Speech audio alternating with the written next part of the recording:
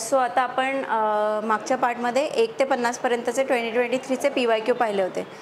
आता आपण 51 पासूनचे पुढचे बघूया आणि याच्यामध्ये हे कळेल की 2023चा पेपर एवढा टफ का मानला गेला होता, कारण त्याच्यामध्ये नॉलेज ते पण पिन पॉइंटेड नॉलेज पाहिजे आपल्याला. जर का नसेल तर मग एलिमिनेशनवरती 2 ऑप्शनवर आपण येऊ आणि त्याच्या पुढे पण मग ते डिपेंड करतं की कसा गेस कोणी घेतला आहे त्यावर. सो मग ते जरा डायसी झाला होता पेपर.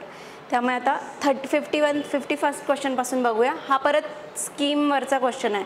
2024च्या क्वेश्चन पेपरमध्ये क्वेश्चन नंबर 99 जो होता तो PM सुरक्षित मातृत्व अभियान यावर होता आणि 2023मध्ये काय झालं होतं, जननी सुरक्षा योजनेवर त्यांनी क्वेश्चन विचारला आहे. सो हा पण कम्प्लिटली नॉलेज बेस्ड क्वेश्चन आहे. क्वेश्चन वाचूया. Consider the following statements in relation to Janani Suraksha Yojana. It is a safe motherhood intervention of the state health departments.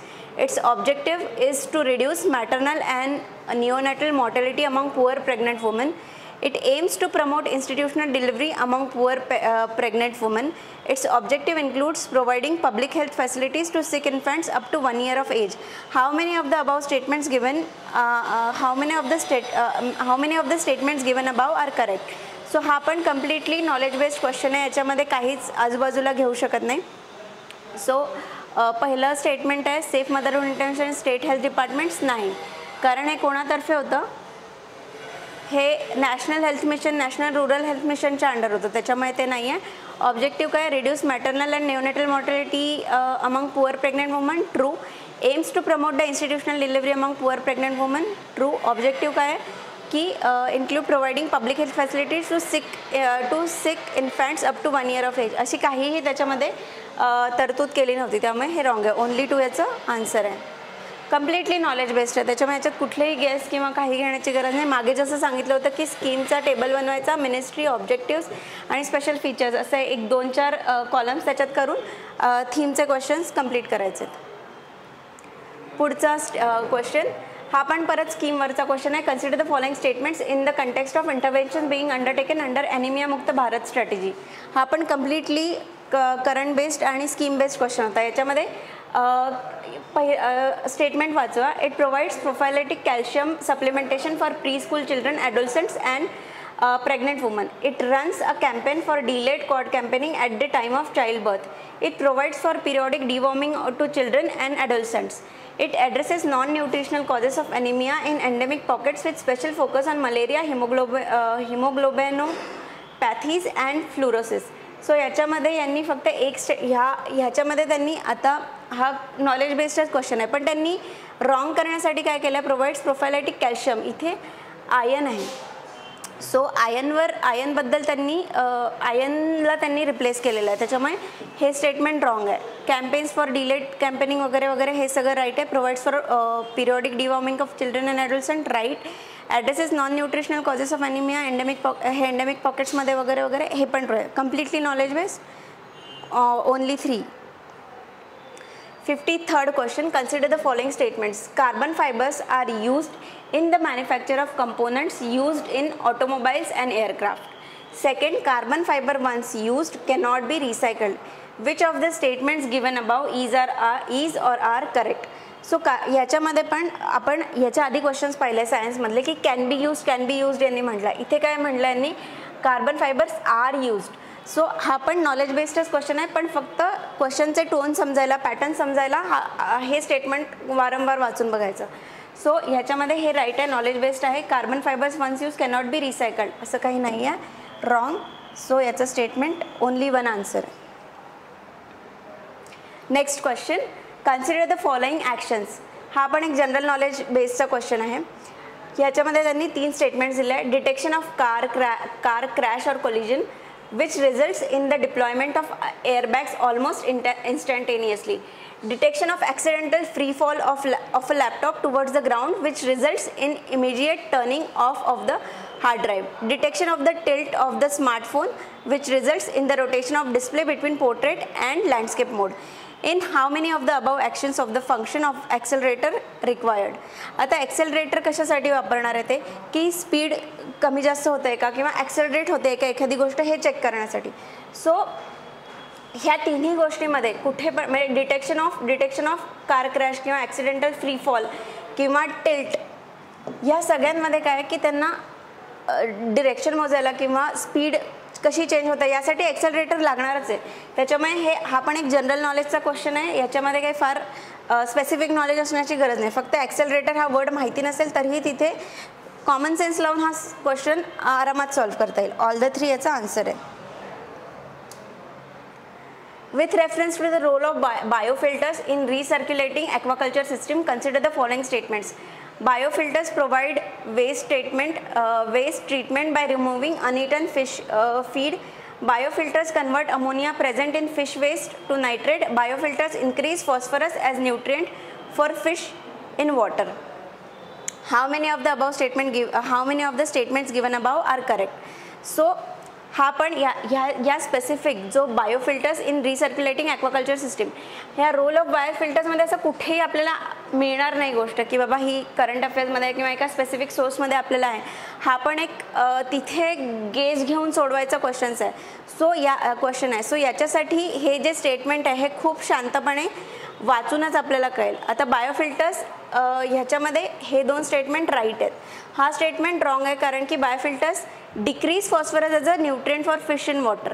पण हे माहिती असेल नसेल त्याच्यामुळे अशा गोष्टींवर उगाच गेस घेऊन काहीतरी आन्सर मारायचे नाही. याचं ओनली 2 आन्सर आहे. जरासा थोडा नॉलेज बेस्ड पण आहे, पण यासाठी थोडीशी ही कन्सेप्ट पण माहिती असायला पाहिजे किंवा नसेल माहिती तरी तिथे गेज घेता आला पाहिजे. पण हा सोडवण्यासारखा नाही आहे. म्हणजे जर का मी तिथे आहे तर मी हा सोडून देईल question. Next question 56. Consider the following pairs. Objects in space. Description. Cepheids, giant clouds of dust and gas in space. Nebula. Stars which brighten and dim periodically. Pulsars, neutron stars that are formed when massive stars run out of fuel and collapse. How many of the above pairs are correctly matched?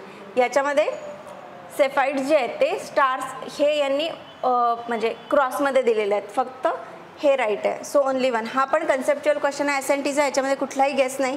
पण 2024चा आपण एक question पाहिला होता ज्याच्यामध्ये त्यांनी reasoning दिलं होतं की जायंट स्टार असतात ते लेट म्हणजे ते नंतर डायआउट होता अशा टाईपचा तो क्वेश्चन होता. सो याच कन्सेप्ट भोवती त्यांनी 2023मध्ये क्वेश्चन विचारला आणि तोच क्वेश्चन 2024मध्ये दुसऱ्या अँगलने विचारला, रिझनिंगमध्ये विचारला. सो ही जी सायकल आहे स्टेलर इव्होल्युशन किंवा ही एक बेसिक सायकल आपल्याला माहिती असली पाहिजे आणि ही आपल्या नोट्समध्ये असायला पाहिजे की स्टारची लाईफ सायकल कशी असते किंवा नेब्युलाची लाईफ सायकल कशी आहे याबद्दल आपल्याला माहिती असायला पाहिजे. पुढचा question. Which of the following countries has its own satellite navigation system.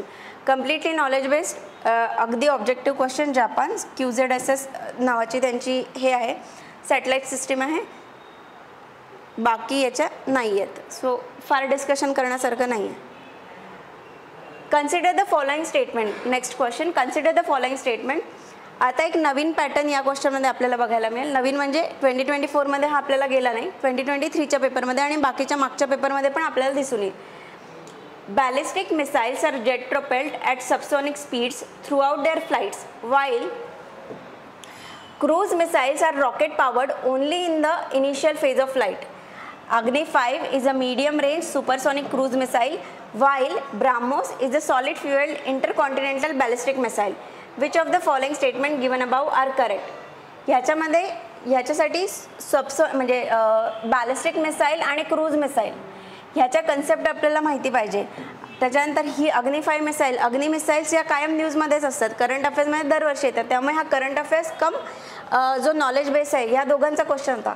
पण आता इथे आपण बघितलं तर त्यांनी हे फ्लिप केली आहे. म्हणजे बॅलिस्टिक मिसाईलचं डिस्क्रिप्शन त्यांनी क्रूज मिसाईलला लावलं आहे, क्रूज मिसाईलचं बॅलिस्टिक मिसाईलला लावला आहे. सो असं बऱ्याच स्टेटमेंट्समध्ये त्यांनी UPSCने केलं आहे. सो हा एक पॅटर्न, प्रॉमिनंट पॅटर्न आपल्याला लक्षात ठेवायचा आहे.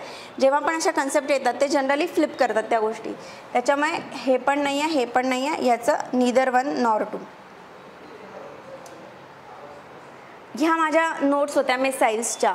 सो या खूप कॉम्प्लेक्स जरी वाटल्या तरी मला हे माहिती होतं क्रूज मिसाईल्स इथे आहे, ब्राह्मोस इथे आहे. क्रूज मिसाईल आपल्याकडे 2 आहे, ब्राह्मोस आणि निर्भय. बाकी अग्नी किंवा पृथ्वी या सगळ्या अशा मिसाईल्स मी एका पेजवर केल्या होत्या. त्यामुळे मला क्विकली ते क्वेश्चन्स सोडवता यायचे. Consider the following statements regarding mercury pollution. Gold mining activity is a source of mercury pollution in the world. Coal-based thermal power plants cause mercury pollution. There is no non safe level of exposure to mercury. How many of the above statements are correct? Gold mining activity is a source of mercury pollution in the world. Yes, true. कुठल्या पण मायनिंगमध्ये generally खूप over mining वगैरे झालं तर mercury पोल्युशनचा हा मुद्दा येऊ शकतो. आणि इतक्यात त्यांनी त्याची लेवल पण नाही दिली की ती एका अगदी खूप ट्रेसेसमध्ये जरी झालं तरी that is pollution. Coal based thermal power plants cause mercury pollution. Yes, definitely. There is no non safe level of exposure to mercury. So ह्याच्यामध्ये पण जेव्हा डिस्कशन चाललं तर बऱ्याच लोकांनी हा राईट घेतला, बऱ्याच लोकांनी रॉंग घेतला, पण UPSCनी ओनली 2 आन्सर दिलेलं आहे. So there is no non safe level of exposure to mercury. हे आजच्या काळात पॉसिबल आहे का हा थोडासा आपण विचार करून बघायचा. आणि नाही म्हणजे UPSCनी आन्सर दिल्यानंतर मग बऱ्याच लोकांनी आपले आन्सर फिरवले की नाही याचा ओनली 2 आहे, पण आधी बऱ्याच लोकांनी ऑल ऑफ द अबाव दिलं होतं. पण आपण याच्यातून काय घ्यायचं आहे की UPSC कशा लेवलचं थिंकिंग करते आणि कशा लेवलचे आन्सर देते. त्यामुळे आपण हा एक एक्स्ट्रीम स्टेटमेंट आहे की no safe level of exposure to mercury. या काळात शक्य आहे का की आपल्याला सेफ लेवल ऑफ एक्सपोजर, कारण काही मेडिसिन्समध्ये पण मर्क्युरी यूज केला जातो. सो त्याच्यामध्ये म्हणजे ते माहिती नसणं हे जरा इम्पॉसिबल आणि थोडंसं एक्स्ट्रीमिटीजला जाणारं स्टेटमेंट आहे. ओनली 2 याचा आन्सर आहे. 59-60. With reference to green hydrogen consider the following statement. आता परत कॅन बी वाला आला आहे. काही हायड्रोजल्सवाला एक क्वेश्चन होता ज्याच्यामध्ये म्हणजे हायड्रोजल्स आर यूज, याच्यामध्ये कॅन बी आहे. It can be use directly as a fuel for internal combustion. It can be blended with natural gas and used as a fuel for heat or power generation. It can be used in the hydrogen fuel cell to run vehicles. How many of the above statements are correct? Yes, या तिन्ही याच्यात definitely तो use होऊ शकतो. Can be all of the above. So याच्यामध्ये green hydrogen mission या गोष्टीबद्दल आपण माहिती काढणं एक्सपेक्टेड आहे. Consider the following countries. बऱ्याच वेळाने याच्यामध्ये मॅपिंगचा क्वेश्चन आला आहे. बुल्गेरिया, झेक Republic, Hungary, Latvia, Lithuania, Romania. How many of the above mention countries share a land border with Ukraine. Simple मॅपिंगचा क्वेश्चन आहे. याच्यामध्ये ओनली 2 आन्सर आहे. मॅप मी त्याच्यासाठी काढून आणला आहे. माझ्या मॅपिंगचा क्वेश्चन आहे. यांनी कुठल्या कुठल्या कंट्रीज दिल्या आहे? लाटविया, युक्रेन कुठे आहे? इथे लाटवियावरती आहे, लिथुआनियावरती आहे? नाही. त्याच्यानंतर इथे काय काय आहे? Hungry, Romania. त्यानंतर बुल्गारिया एकदम खाली आहे. झेक रिपब्लिक एकदम खाली आहे. So only 2, hungry, Romania.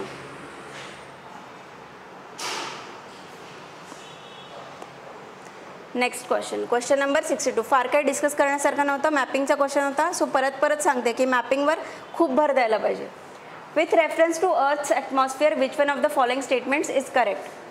The total amount of insolation received at the equator is roughly about 10 times of that received at the poles. Infrared rays constitute roughly 2/3 of insolation. Infrared waves are largely absorbed by water vapor that is concentrated in the lower atmosphere. Infrared waves are a part of visible spectrum of the electromagnetic waves of solar radiation. So ॲटमॉस्फिअरवर परत त्यांनी question विचारला आणि हा heat अल्बिडोवाला जो chapter आहे त्याच्यामध्ये ह्या बऱ्याचशा कन्सेप्ट ह्या दिलेल्या आहे. क्वेश्चन नंबर 2024चा 1 आणि 2 हा याच कन्सेप्टभोवती फिरलेला क्वेश्चन आहे. त्याच्यामधला एक वेगळा अँगल यांनी इथे विचारला आहे. सो हे कुठेही मेन्शन नाही आहेत. ही खूपच कॉमन कन्सेप्ट आपल्याला माहिती आहे. सो हा पण एक कन्सेप्च्युअल क्वेश्चन आहे. Infrared waves are largely absorb by water vapour that is concentrated in the lower atmosphere. Very true. बाकीचे हे क्वेश्चन बाकीचे हे जे स्टेटमेंट्स आहे हे असे स्टेटमेंट आपल्याला कुठेही मिळणार नाही आणि खूप डीपमधले क्वेश्चन्स आहे. सो आपल्याला बेस्ट आन्सर जो माहिती आहे तो घ्यायचा आणि त्याच्यावर मार्क करायचा. आणि ह्याच्यामध्ये कुठेही आपण डिनाय नाही करू शकत की वॉटर वेपर ॲब्झॉर्ब नाही करत. हो, डेफिनेटली वॉटर वेपर ॲब्झॉर्ब करतात. सो हे आन्सर. अशा सगळ्या क्वेश्चन्समध्ये काय झालं की वेळ गेला त्यावर्षी स्टुडंट्सचा की नेमकं काय आन्सर मारावं याच्यामध्ये जरा कन्फ्युजन झालं. सो असाही क्वेश्चन पेपर आपल्या पुढे येऊ शकतो. त्यासाठी पण आपण किती जास्त लेवलला प्रिपरेशन केली पाहिजे, किती जास्त रिव्हिजन केली पाहिजे, ह्यासाठी हा जो क्वेश्चन पेपर आहे याकडे त्या दृष्टीने बघायचं की असा क्वेश्चन पेपर आला तरीही आपल्याला इझिली ती क्रॅक करता आली पाहिजे. कारण असे क्वेश्चन आल्यानंतर कट ऑफ पण तेवढंच खाली चाललं आहे. सो आपण सेफ लेवलला असणं कायम अपेक्षितच आहे. Next question number 63. Consider the following statements. Statement 1, the soil in tropical rainforest is rich in nutrients. Statement 2, The high temperature and moisture of tropical rainforest cause dead organic matter in the soil to decompose quickly. So ही एक खूप concept आहे जिओची, जे आपण climatic reasons बघतो त्याच्यामधले tropical rain फॉरेस्टमधली जी soil आहे ती definitely it is not nutritious, कारण सारखा पाऊस पडतो आणि ती वाहून जाते, त्याच्यामुळे ते न्यूट्रिएंट रिच सॉईल नाही आहे. So statement 1 is wrong. Fourth option आहे statement 1 is wrong, statement 2 is right. हा कन्सेप्च्युअल क्वेश्चन आहे, फार डिस्कशन करण्यासारखा नाही आहे. आणि याच्या नोट्स मी 2024च्या डिस्कशनच्या वेळी दाखवलंच आहे की कशा आपल्याला 4-5 पेजेसमध्ये त्या संपूर्ण क्लायमॅटिक रिजन्सच्या नोट्स बनवायच्या. 64 कन्सिडर द फॉलोइंग स्टेटमेंट. ही पण कन्सेप्च्युअल बेस्ड क्वेश्चन आहे. हा statement 1 the temperature contrast between continents and ocean is greater during summer than in winter. The specific heat of water is more than that of land surface. So हा पण एक thematic question आहे. आता परत statement 1 statement 2 जेव्हा येतो आपल्याला because लावायचा इथे. सो बिकॉज लावून हे राईट आलं तर ठीक, अदरवाईज नाही. सो याचा answer the temperature contrast between continents and ocean is greater during the summer than in winter आहे का बघायचं. Because the specific heat of water is more than that of land surface. So याचा answer तुम्ही बघा. प्रत्येकाच्या नोट्समध्ये हा basic सोर्सशी related question नाही आहे, पण हा जिओग्राफीच्या कन्सेप्टशी रिलेटेड क्वेश्चन आहे, त्याच्यामुळे याच्यावर मी याचा आन्सर देणार नाही. परत हे जे कन्सेप्च्युअल क्वेश्चन आहे हे पण बघा. काही क्वेश्चन मी रोज आता 2 ते 4 क्वेश्चन्सचे आन्सर देणार नाही, तुम्ही ते स्वतः तुमच्या नोट्समध्ये जाऊन बघा, सो दॅट तेवढ्यापुरतं तरी तुम्ही त्या नोट्स उघडाल आणि आपले कन्सेप्ट्स रिवाईज कराल. Consider the following statements. 65th question. In a seismograph, P waves are recorded earlier than S waves. In P waves, the individual particles vibrate to and fro in the direction of wave propagation, whereas in S waves, the particles vibrate up and down at right angles to the direction of the wave propagation. Which one of the statements given above is or are correct? So हा पण conceptual based question आहे, फार याच्यामध्ये काही discuss करण्यासारखं नाही आहे. दोन्ही पण या कन्सेप्ट डिरेक्टली NCERTमध्ये दिलेले आहेत, बोथ 1 and 2. याच्यासाठी पण मी नोट्स बनवले होते, त्याचं एक सॅम्पल मी आणलेलं आहे की इंटिरियर ऑफ द अर्थचे याच्यामधले बरेचसे क्वेश्चन माझे चुकत होते, त्यामुळे मी याचा एक छोटा एका पेजवरच त्या चॅप्टरमधल्या माझे जे चुकत होते त्याच्या मी नोट्स बनवल्या होत्या.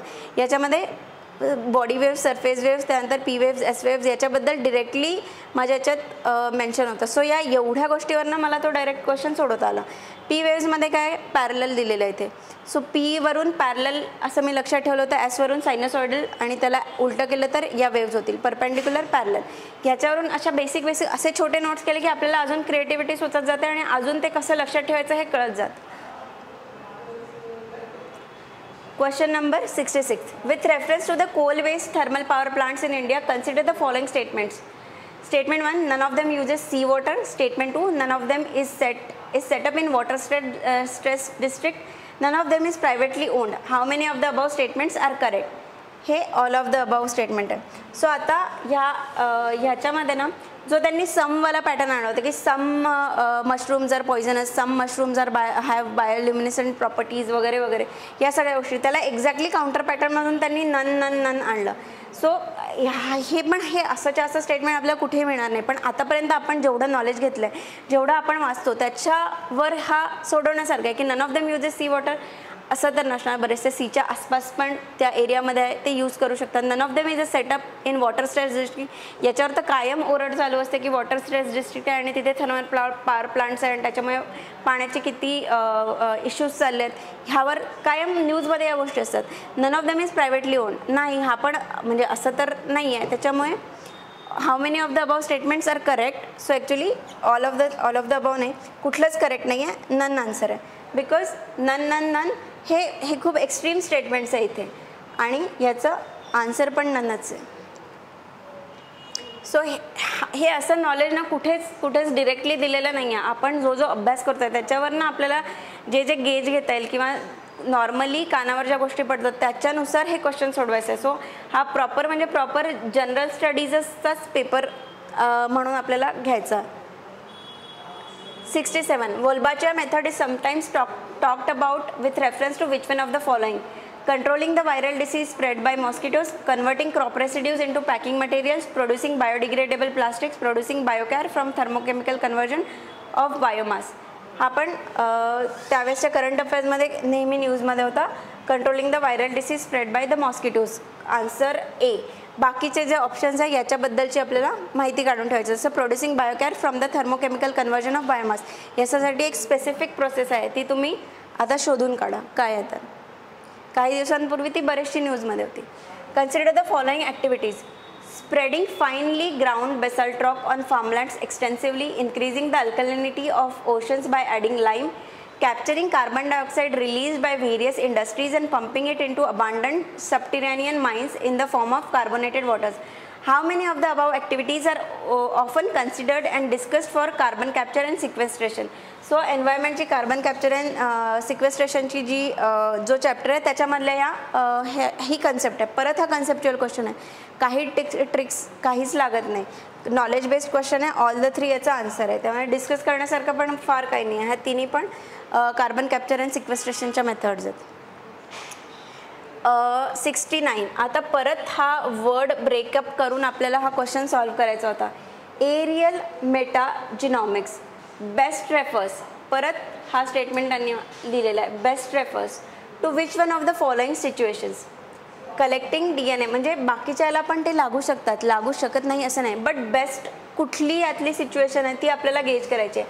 हा पण कुठल्याही करंट अफेअर्समध्ये नव्हता, पण तिथे आपल्याला बसून हे आता मी तुम्हाला सांगते, हे चारही स्टेटमेंट शांतपणे व्हिडिओ पॉज करून वाचा आणि कुठलं आन्सर आहे ते गेज करा. इथे पण मी आन्सर देण्याचं टाळते, पण ही एक ॲक्टिव्हिटी तुम्ही करून बघा की एरियल म्हणजे काय, मेटा म्हणजे काय, जिनॉमिक्स कशाला रेफर करत आहे.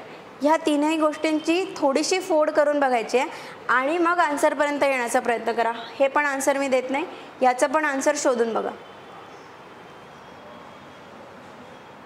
पहिले स्वतः शोधा आणि नंतर UPSCची की रेफर करा. मग तुम्हाला कळेल की एक्झॅक्टली आपला विचार कसा चालला आणि UPSC कशा पद्धतीने विचारते.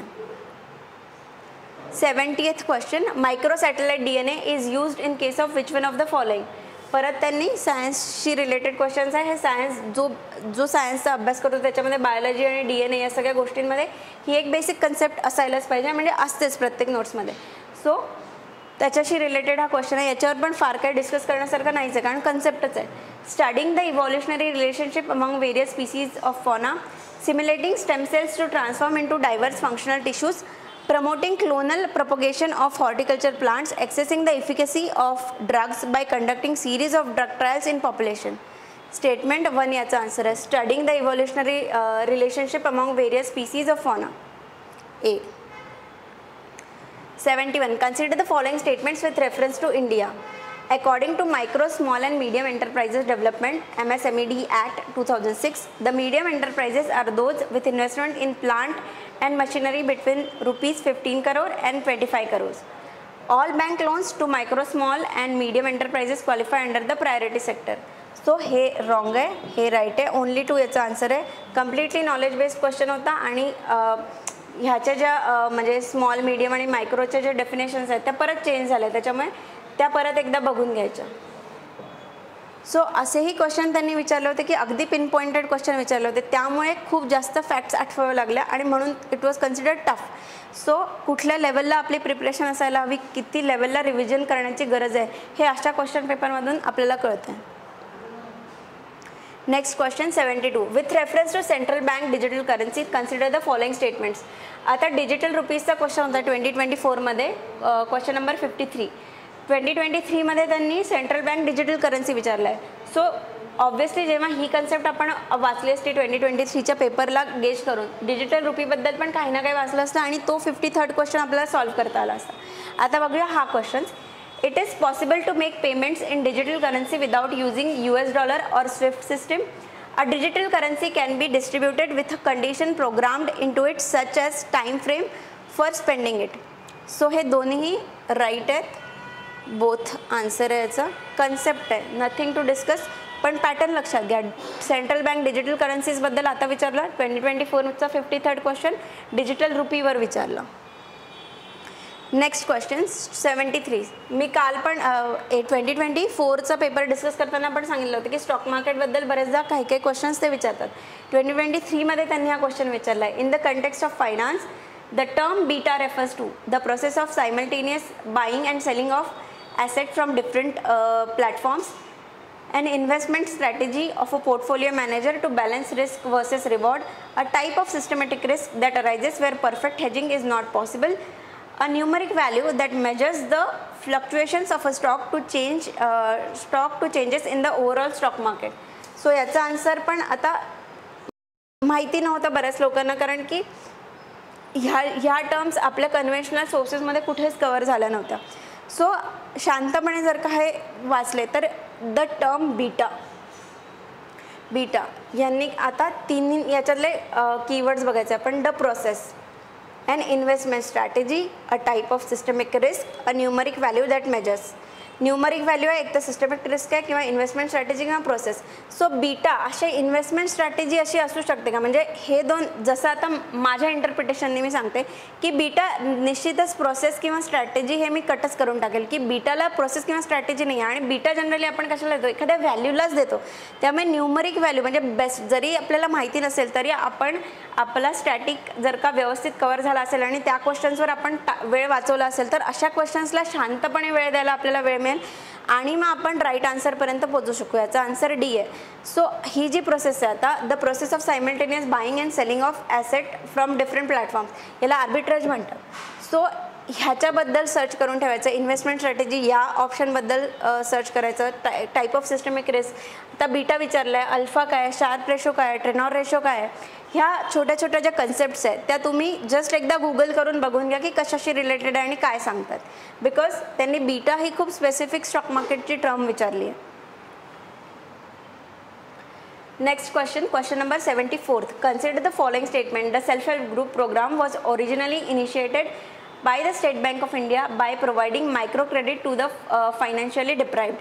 Second statement, in an SHG, all members of a group take responsibility for a loan that an individual member takes. Third, the regional rural banks and scheduled commercial banks support SHGs. How many of the above statements are correct? So ह्याच्यामध्ये त्यांनी परत जो proper noun आला state bank of India, actually नाबार्डला त्यांनी state bank of इंडियाने replace केलं आहे. सो प्रॉपर नाऊनला ते रिप्लेस करून स्टेटमेंट रॉंग बनवतात. हे रॉंग आहे. SHG आर म्हणजे SHGमध्ये सगळे मेंबर ग्रुप रिस्पॉन्सिबिलिटी घेतात फॉर लोनची. Yes, very true, basic concept related to SHG. Regional rural banks आणि scheduled commercial bank supports SHG. आता यांनी इथे काहीच दिलं नाही की त्यांनी खूप काहीतरी स्पेसिफिक काम केलं आहे. एक बेसिक वर्ड वापरला आहे, सपोर्ट. सो हे खूप जनरल वेने आपण हे राईटच, म्हणजे याच्यात रॉंग असण्यासारखं काहीच नाही, हे राईटच आहे. असाच एक क्वेश्चन होता की आपण 2024चं पेपर डिस्कस करताना पाहिला होता. त्याच्यात त्यांनी सांगितलं की आयुष्यमान भारत योजना का काहीतरीमध्ये प्रायव्हेट हॉस्पिटल पण व्हॉलंटिअर करू शकतात. हां, व्हॉलंटिअर कोणीही करू शकतात. तसंही हे पण सपोर्ट बँकच आहे. हे शेवटी काय करणार, ते लोन देणार, छोटे छोटे मायक्रो क्रेडिट देणार, तर हे सपोर्ट करतीलच. आणि रुरल बँक्स आहेत, असं पण नाही की खूप मोठ्या लेवलच्या फॉरेन बँक्स आहे आणि ते इतक्या लो लेवलला म्हणजे ग्राउंड लेवलला जाऊन कसं करणार. डेफिनेटली हा व्हेरी जनरलिस्टिक थिंग आहे. सो ओनली 2 याचा आन्सर आहे, 2 आणि 3. सो प्रत्येक स्टेटमेंट जरी क्वेश्चन इझी असला तरी त्या स्टेटमेंटचे टोन कसे चालले आहेत, कशा पद्धतीने ते स्टेटमेंटला राईट बनवण्याचा प्रयत्न करतात, कशा पद्धतीने ते स्टेटमेंटला रॉंग बनवण्याचा प्रयत्न करतात, याच्यावर आपल्याला भर द्यायचा आहे. ओनली 2 याचा आन्सर आहे. Consider the following statements. Statement 1, India's public sector healthcare system largely focuses on curative care with limited preventive, promotive and rehabilitative care. Statement 2, under India's decentralized approach to healthcare delivery, the states are primarily responsible for organizing health services. आता हा त्यांनी health related question विचारला आहे, पण पॉलिटीची पण जसं आता पण इथे पण ती एक थीम दिसते आहे की सेंट्रल युनियन आणि कॉन्करंट लिस्ट याच्यावरचा तो क्वेश्चन आहे की हेल्थ कुठे येतो, सेंट्रलमध्ये येतो, स्टेटमध्ये येतो, युनियनमध्ये येतो. हां, स्टेटमध्ये येतो. India's public health care system largely focus on curative care with limited preventive, promotive and rehabilitative care. So हे दोन्ही राईट आहेत, पण बिकॉज लावल्यावर हे तेवढंसं त्याला म्हणजे ह्याला काही सपोर्टिंग देत नाही की स्टेटमध्ये आहे, तर मग त्याच्यामुळे ते क्युरेटिव्ह किंवा क्युरेटिव्हवर जास्त भर देतात. याला काहीच अर्थार्थी संबंध लागत नाही आहे. त्यामुळे याचा answer both statement 1 and 2 are correct and statement 2 is not the correct explanation of statement 1. So because लावल्याने तुमच्या अर्ध्या गोष्टी इझी होऊन जातात. बिकॉज लावलं आणि जर का त्याचा काही संबंध लागत नसेल तर स्टेटमेंट हे, आणि हे दोन्ही राईटच आहे. परत नॉलेज बेस्ड क्वेश्चन आहे, त्यामुळे फार डिस्कशन करण्यासारखं नाही आहे. Consider the following statements. Statement 1. According to the United Nations World Water Development Report 2002, India extracts more than a quarter of the world's groundwater withdrawal each year. Statement 2. India needs to extract more than a quarter of the world's groundwater each year to satisfy the drinking water and sanitation needs of almost 18% of world population living in its territory. So हा report कोणालाही माहिती नव्हता, ठीक आहे.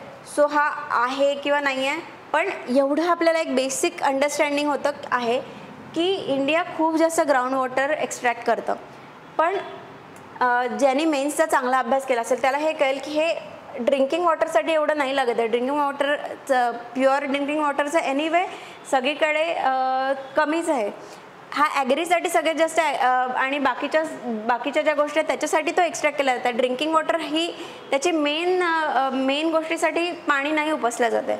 So this is wrong.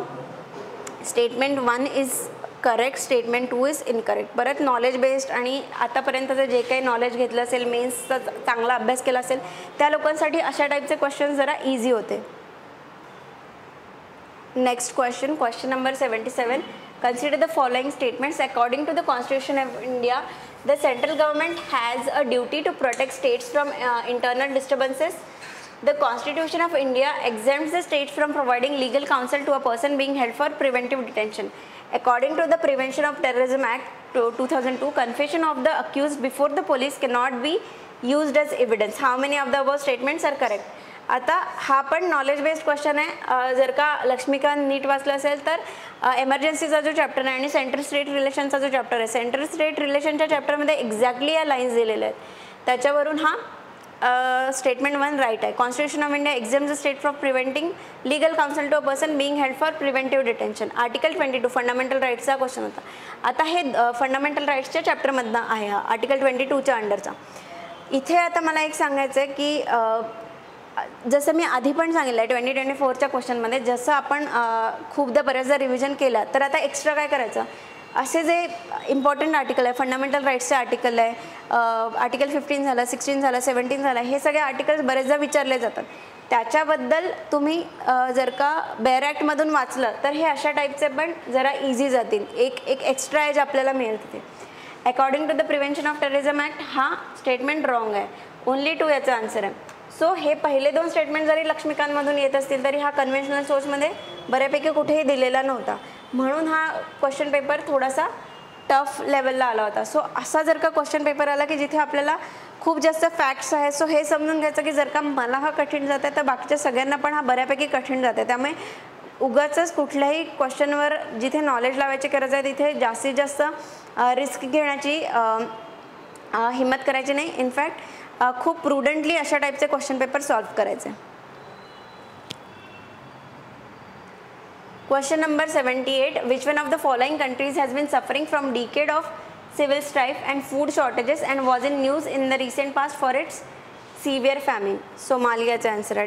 Direct answer होतं. म्हणजे बऱ्याच वेळेला सोमालियाचं आणि जरी माहिती असं करंट अफेअर्समध्ये असेल नसेल आय डोंट नो, पण हे जे स्टेटमेंट आहे हे वाचल्यानंतर कुठला म्हणजे एक इंट्युशन वाईज पण तुम्ही बघा की कुठल्या लेवलला आपला इक्वेडोर वाटतंय का, कोस्टारिका वाटतंय का, अंगोला वाटतंय का.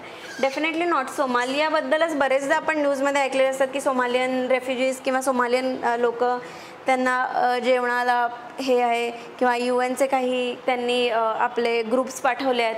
सो सोमालिया याचा आन्सर आहे. सो शांतपणे याला पॉज करून एकदा शांतपणे याच्यावर विचार करायचा की अशा टाईपचे क्वेश्चन आपण इंट्युटिव्हली पण सॉल्व्ह करू शकतो आहे का. जे आतापर्यंत जे कॉमन जनरल नॉलेज जे आपण घेतलेलं आहे त्याच्या बेसिसवर पण हे तिन्ही पण किती म्हणजे ऑफ द ट्रॅक त्यांनी कंट्री दिलं आहे. सोमालिया आफ्रिकन कंट्री आहे, परत आफ्रिकेची थीम आहे, ते आफ्रिकेच्या अराउंड खूपदा फिरतात. Question number 79. Consider the following statements. In India, the biodiversity management committees are key to the realization of the objectives of Nagoya Protocol. The biodiversity management committees have important functions in determining access and benefit sharing, including the power to levy collection fees on the access of biological resources within its jurisdiction. Which of the following statement given above is or are correct? Both. Completely knowledge based question. एन्व्हायरमेंटच्या concept आहे, biodiversity management committees कुठल्या ॲक्टच्या under आहे. काल नाही याच्या आधीच्या जो आपण 2023चाच क्वेश्चन जो डिस्कस केला होता त्याच्यामध्ये मी दाखवलं होतं की कुठल्या ॲक्टच्या अंडर कुठल्या बॉडीज फॉर्म झालेल्या आहे. ह्याचा एक छोटासा चार्ट जरी करून ठेवला तरी असे क्वेश्चन लगेच सॉल्व्ह होतात. Consider the following statements in respect of the election of president of India. आता हा पण एक खूप टफ लेवलचा क्वेश्चन होता, तरी पण सांगते. यासाठी आपल्याला म्हणजे किती जास्त लेवलला लक्ष्मीकांत म्हणजे आपला बेसिक सोर्स किती पाठ पाहिजे. The members nominated to either house of the parliament of the legislative assemblies of the states are also eligible to be included in the electoral college. आता हे इलेक्शनसाठी आहे, रिमूव्हलसाठी नाही. रिमूव्हलसाठी असलं तर कंडिशन्स वेगळ्या असतात, इलेक्शनसाठी त्याच्यामुळे हे नाही आहे. Wrong. Higher the number of elective assembly seats higher is the value of the vote of each MLA of that state. असं आहे का? ठीक आहे. The value of vote of each MLA of Madhya Pradesh is greater than that of Kerala. हे आहे का? नाही माहिती, बघूया. The value of vote of each MLA of Puducherry is higher than that of Arunachal Pradesh because the ratio of total population to total number of elective seats in Puducherry is greater as compared to the Arunachal Pradesh.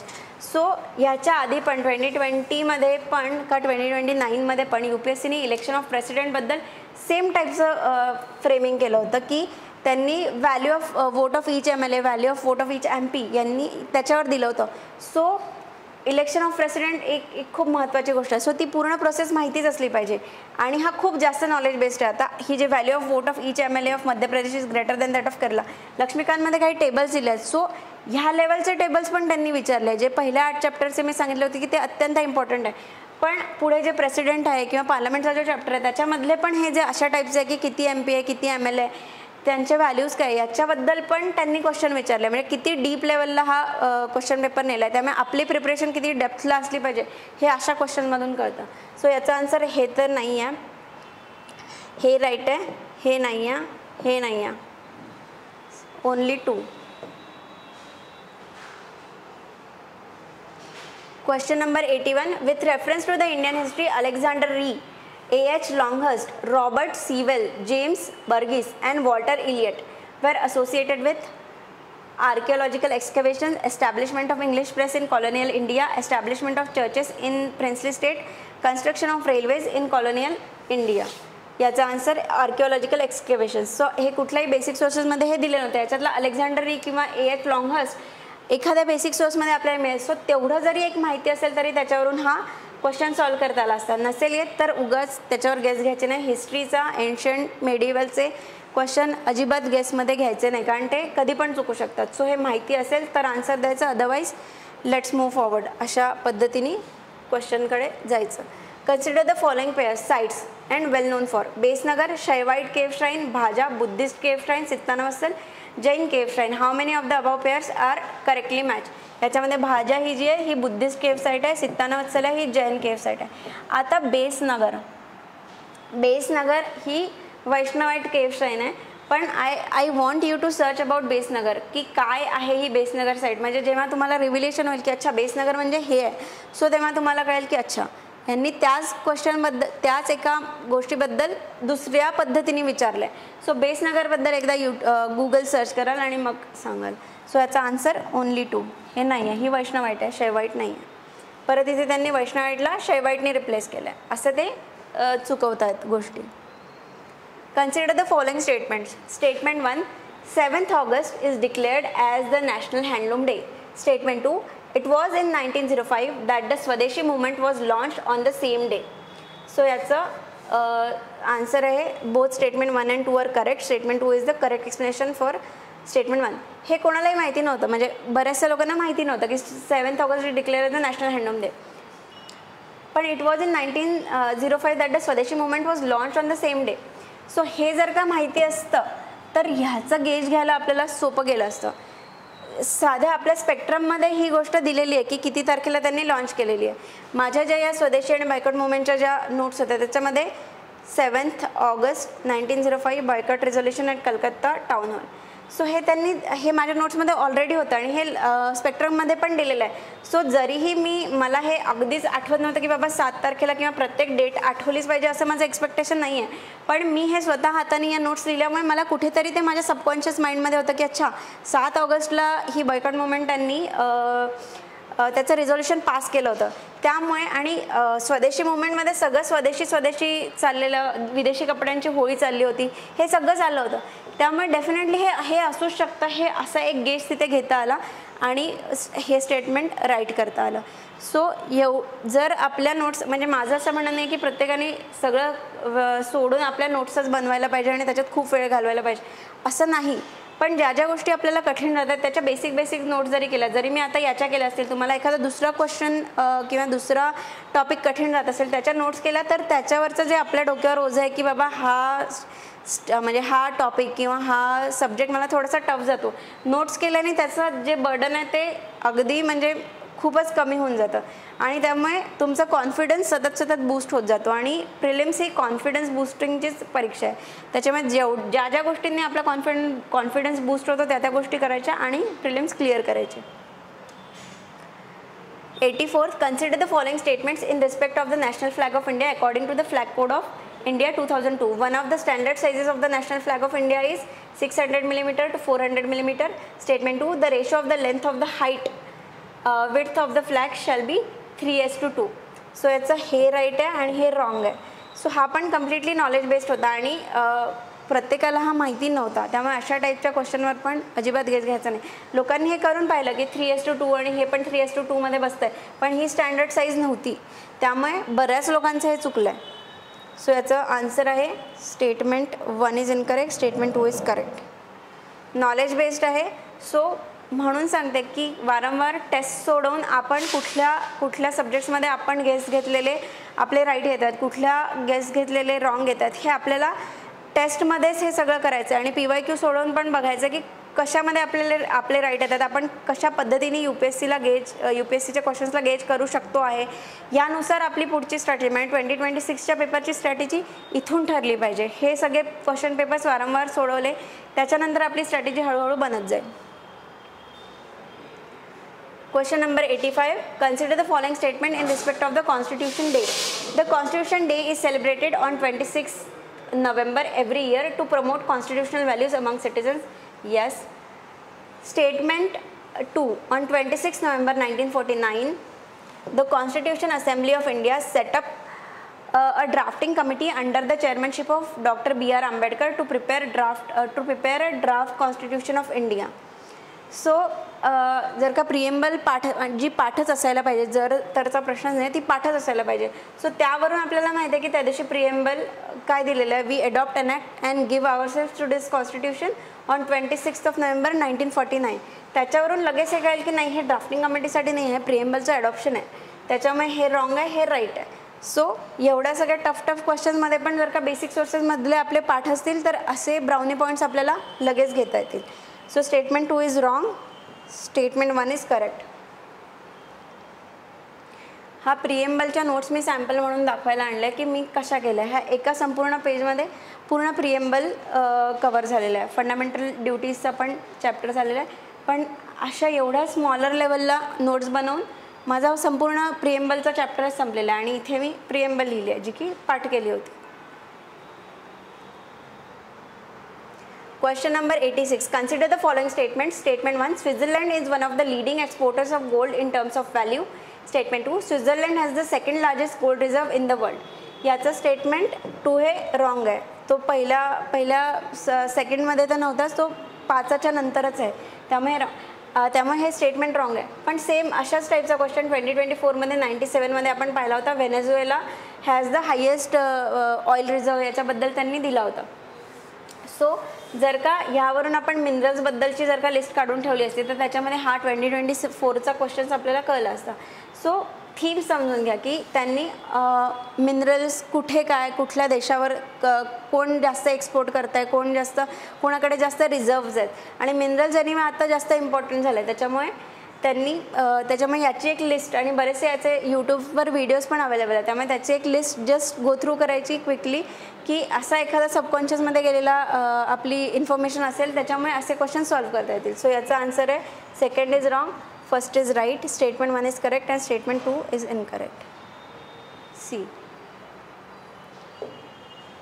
Question number 87. Consider the following statements. Statement 1. Recently, the United States of America, USA, and the European Union have launched the Trade and Technology Council.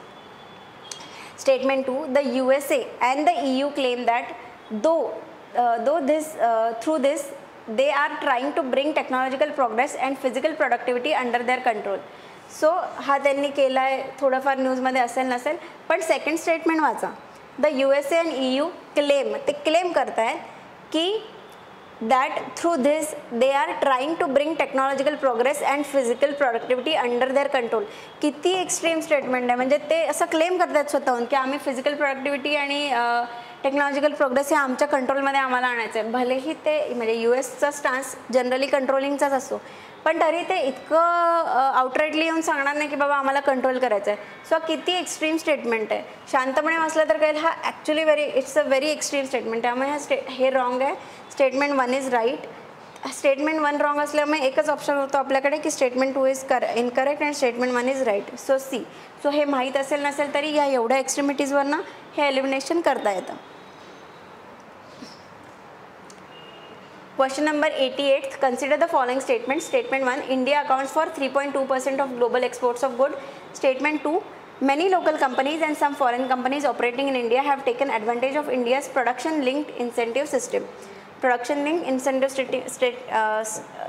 Scheme बद्दल त्यांनी याच्यामध्ये just एक passing reference दिला आहे. याचा अर्थ काय की आपल्याला प्रोडक्शन PLI स्कीम्सबद्दल माहिती असली पाहिजे.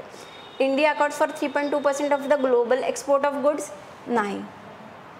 ज्यांनी मेन्सचा अभ्यास केला असेल त्यांना ग्लोबल एक्सपोर्ट्स ऑफ गुड्सचं इंडियाचं काय प्रपोर्शनमध्ये आहे ते माहिती आहे. त्याच्यामुळे हे रॉंग, हे राईट आणि स्टेटमेंट याचं आहे statement 1 is incorrect, statement 2 is correct. So आपलं पुढचं काम काय की PLI स्कीम आहे त्याच्यावर माहिती काढून पुढच्या एक्झामला जाताना हे आपल्याला माहिती असलं पाहिजे. Question number 89.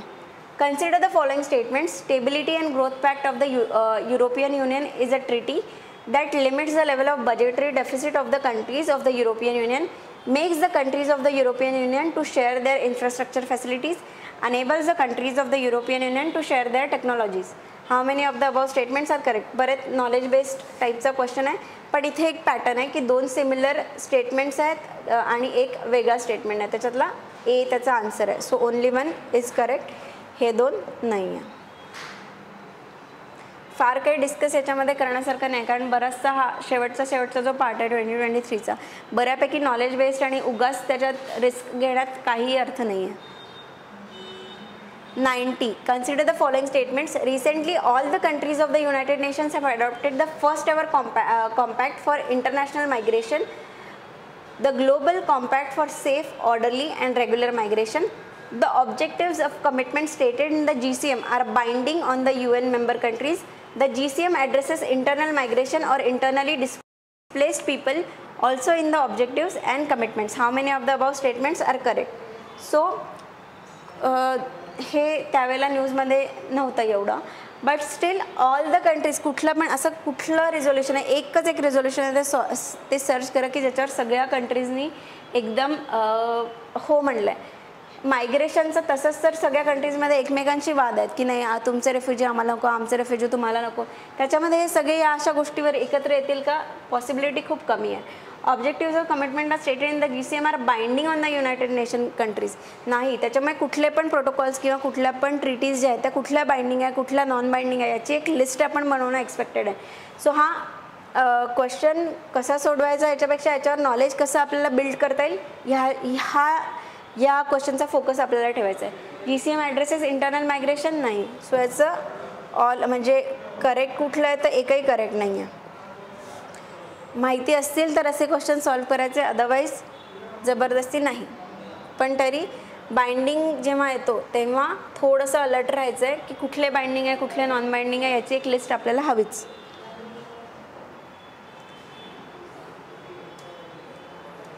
Question number 91. With reference to home guards, consider the following statements. The home guards are raised under the Home Guards Act and rules of the central government.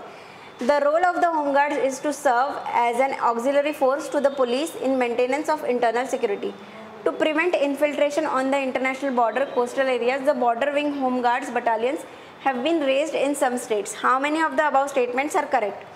याच्यामधलं त्यावेळेला अशी बरीच चर्चा झाली होती की इंडिया इयरबुकमधनं हा क्वेश्चन आहे, India इयरबुकमधनं question आहे.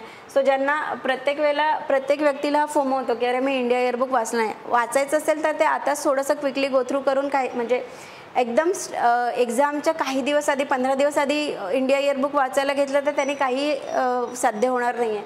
त्याच्यामुळे वाचायचं असेल तर खूप थोडंसं आधीच प्लॅनिंग करून क्विकली त्याच्यातले इम्पॉर्टंट चॅप्टर्स काय आहे, कशावरती क्वेश्चन झालेत असे बघून क्विकली एकदा गो थ्रू करायचं. पण प्रत्येक 10-15 दिवस आधी तो इंडिया इयरबुक घेण्यात काही अर्थ नाही. इतर त्याच्या बऱ्याचशा टेस्ट सिरीज येतात त्या सोडून त्याच्यातलं नॉलेज आपण घेऊन टाकलं तरी होऊ शकतं. सो सेंट्रल गव्हर्नमेंटच्या अंडर नाही. Role of the state guards is to serve as an auxiliary force to the police in maintenance of internal security. True. To prevent infiltration on the international border, coastal areas and border wing home guards battalions have been raised in some states. Have been raised in some state. एका स्टेटमध्ये जरी ते झालं असेल तरी पण it's true. So 3 याचं only 2 answer आहे. हे बरेचसे क्वेश्चन याच्यातले आपण कसं नॉलेज बिल्ड करायला पाहिजे नेक्स्ट इयरला 2026ला जाताना रिव्हिजन कशी असली पाहिजे, किती डेप्थला असली पाहिजे, हा फोकस या पुढच्या 50 क्वेश्चन्सचा जास्त आहे rather than getting to the answer. कारण ते बऱ्यापैकी नॉलेज बेस्डच आहेत. 92. With reference to India consider the following pairs. Action. Unauthorised wearing of police or military uniforms. Knowingly misleading or otherwise interfering with the police officer or military officer when engaged in their duties. The Indian Evidence Act 1872. Celebratory gunfire which can endanger the personal safety of others. The Arms Amendment Act 2019. याच्यामधलं हे wrong होतं. खूपच जास्त factual टाईपचा question होता. अशा ठिकाणी risk घ्यायची नाही. ज्याला माहिती असेल खूपच एवढं डेप्थ नॉलेज असेल तर घ्यायचं, अदरवाईज नाही. सो याचं सेकंडवाला रॉंग आहे. ओनली 2 याचा आन्सर आहे.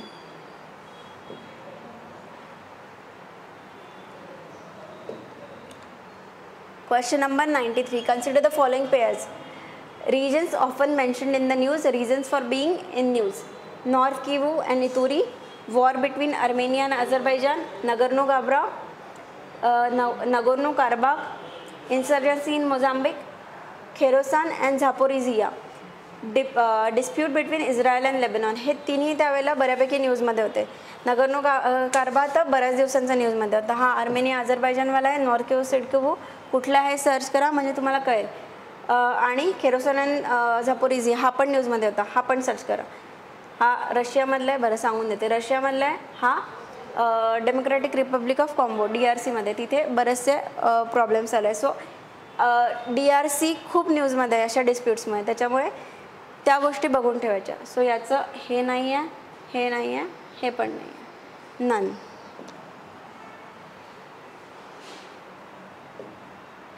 Question number 94. Consider the following statement. Statement 1. Israel has establish diplomatic relations with some Arab states.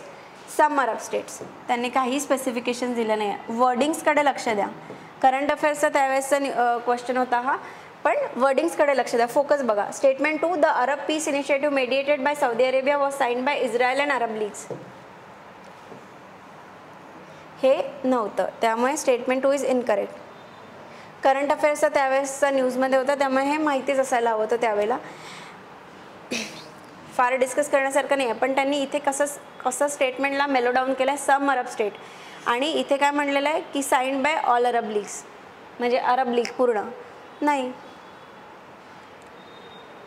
Consider the following pairs with regard to sports awards. Sports ही एक new emerging theme आहे UPSCची. So त्याच्याशी related ज्या करंटच्या news असतात त्याच्याकडे थोडंसं जास्त बारकाईने लक्ष द्यायचं. आणि त्याच्यामध्ये पण त्यांनी बऱ्यापैकी फॅक्च्युअल विचारलं आहे. त्याच्याबद्दल कन्सेप्ट वगैरे नाही, फॅक्च्युअलच विचारलं आहे. त्याच्यामुळे त्याच्याशी रिलेटेड फॅक्ट्स थोड्या लक्षात ठेवायच्या. Major Dhyanchand Khelratna awards for the most spectacular and outstanding performance by a sportsman over a period of last 4 years. Arjuna Award for the lifetime achievement by a sports person. Dronacharya Award to honor eminent coaches who have successfully trained or sportsperson or teams. Rashtriya Khel Protsahan Puraskar to recognize the contribution made by sportsperson even after their retirement. So हा completely factual question होता. हे right आहे, हे wrong आहे, हे right आहे, हे wrong आहे. ओनली 2. याच्यामधलं फक्त एक हे गेज करता येतं की द्रोणाचार्य म्हणजे शिक्षक आहे आणि शिक्षकांना तो पुरस्कार देता येतो जरी माहिती नसेल तर, पण त्याच्या पुढे पण अजून काही एलिमिनेशनला नव्हतं. याच्यासाठी माहिती असणं एक्सपेक्टेडच होतं. त्यामुळे ओनली 2 हा अगदी इन्फॉर्मेशन म्हणजे नॉलेज बेस्डच क्वेश्चन आहे. Consider the following statements in respect of the 44th chess olympiad. It was the first time that chess olympiad was held in India. The official mascot was named Thambi. Trophy for the winning team in the open section is the Veera Manchik Cup. The trophy for the winning team in the women's section is the Hamilton Russell Cup. How many of the above statements given above are correct? याच्यामधलं इथे पण त्यांनी जो फ्लिपिंगचा आपण मागे पाहिला होता कसं त्यांनी फ्लिप केलं होतं, त्यांनी एका स्टेटमेंटमध्येच एक दुसऱ्याला फ्लिप केलं होतं. इथे यांनी एक दुसऱ्याला फ्लिप केलं आहे. हे स्टेटमेंट 1 आणि 2 was right, so only 2 answer आहे आणि हे रॉंग होत आहे. The trophy for the winning team in the open section is the Vera Menchik cup. So वेरा म्हणजे वेरा मंगाई वगैरे हे असे आपण शब्द काही ऐकले असतील कदाचित. सो हे लेडीशी रिलेटेड आहे आणि trophy for the winning team of the women's section Hamilton रसेलवरून तुम्हाला असं वाटतं का की हे लेडीला त्यांनी दिलं असेल, वेरा मंचिक लेडीला आणि हे for the winning team for open section. So यांनी फ्लिप केलं होतं हे ओनली 2. जरी पण हे आपण लॉजिकनी किंवा त्यांच्या पॅटर्न ओळखून जरी केलं तरी हे 2 माहितीच असणं एक्सपेक्टेड होतं. माहिती नसेल तर मग ते गेलं. 97. Consider the following pairs. Area of conflict mentioned in news. Country where it is located. Donbass, Kachin, Tigray. How many of the above pairs are correctly matched? हा पण प्लेसेस इन न्यूज होत्या. परत त्यांनी तिग्रे म्हणजे तिग्रे हा इथिओपियाचा होता, कचिन हा म्यानमारचा आहे, डॉनबास हा कुठला आहे बघा. सो रशियाचा आहे, खूपच न्यूजमध्ये आहे आणि होता गेले कित्येक दिवस न्यूजमध्येच आहे. त्याच्यामुळे हे तर रॉंग आहे, कचिनवाला पण रॉंग आहे आणि हा पण रॉंग आहे, इथे none. So places in news हे कायम आपल्याला लक्षातच असलं पाहिजे. आणि प्लेसेस इन न्यूज करताना परत एक मी टिप देईल की प्लेसेस इन न्यूज जेव्हा पण वाचतोय त्याच्या जनरली त्याचे मॅप्स बघत ते करायचं आणि आपल्या मॅपवर पण थोडेसे ते एरियाज कलर करून ठेवायचे. सो दॅट जेव्हा तुम्ही हाताने ते तुमच्या स्वतःच्या मॅपवर किंवा ॲटलासवर जेव्हा ते रंगवता तेव्हा ते लक्षात राहतं की एक्झॅक्टली आपण कुठे केलेलं आहे. त्यासाठी जर का तुम्ही 100 वेळेला ते वाचाल त्यापेक्षा एकदा जरी ते लिहिलं तर त्यांनी जरा जास्त इम्पॅक्ट पडतो.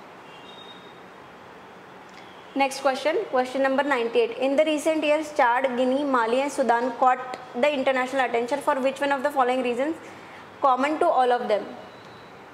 Discovery of rich deposits of rare earth elements, establishment of Chinese military bases, southward expansion of Sahara Desert, successful coups.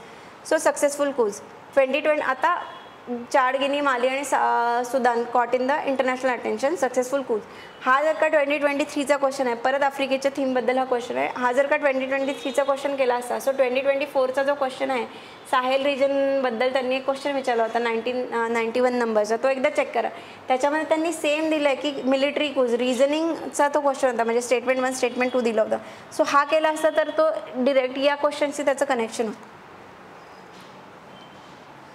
Next question number 99. Consider the following heavy industries: fertilizer plants, oil refineries, steel plants. Green hydrogen is expected to play a significant role in decarbonizing how many of the above industries? काय expected आहे म्हणजे definitely ह्या सगळ्या industries थोड्याशा पॉल्युटिंग आहेत, त्याच्यामुळे त्यांना green hydrogen use करून त्यांचं डिकार्बनायझेशन ऑब्व्हियसली करणारच आहे. So all 3. हा जरा जनरल बेसिक लेवलचा क्वेश्चन होता. ग्रीन हायड्रोजनचा हा दुसरा क्वेश्चन यांनी इथे विचारला आहे. ग्रीन हायड्रोजनवरनं ग्रीन हायड्रोजनची माहिती, बाकीचे कुठले हायड्रोजन आहे, ग्रीन हायड्रोजन मिशन काय म्हणत आहे, या सगळ्यांवर माहिती काढणं एक्सपेक्टेड आहे. Question number 100. Consider the following statements about G20. The G20 group was originally established as a platform for finance ministers and central bank governors to discuss the international economic and financial issues.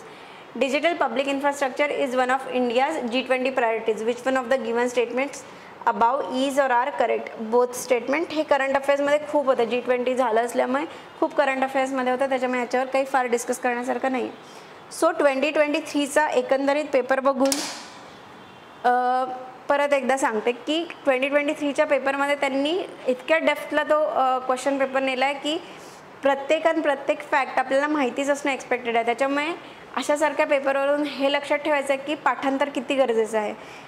त्यामुळे आणि mapping जर का आपण केलं तर बरेचसे questions आपल्याला brownie points मिळतात. त्यामुळे ते क्वेश्चन सोडायचे नाही. त्याच्यानंतर क्वेश्चनचा टोन सारखा बघत राहायचा वारंवार. 2023चा पेपर तर खूप वेळेला बघा माझं म्हणणं आहे, सो दॅट कळेल की एक्झॅक्टली कुठल्या लेवलपर्यंत आपली प्रिपरेशन राहिली पाहिजे आणि we will always be on toes. त्यामुळे प्रिलिम्सला अजिबात लाईटली घ्यायचं नाही. पाठांतर हा त्याचा महत्त्वाचा पार्ट आहे, हे लक्षातच घ्यायचं आहे आणि पाठांतर करत राहायचं. आता आपण यानंतर 2023चा क्वेश्चन पेपर 2022चा क्वेश्चन पेपर नेक्स्ट लेक्चरमध्ये बघूया.